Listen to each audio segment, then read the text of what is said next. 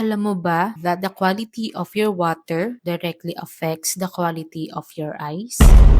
Kaya sa installation namin ng Aqualipure 3-tonner tube ice machine and purified water refilling station in Bataan, siguradong premium ang output mula tubig hanggang sa yelo. Actually, hindi kami gumagamit ng basic water filters lang. We make sure that both your ice production and drinking water system use high quality, fully purified water because your business depends on it.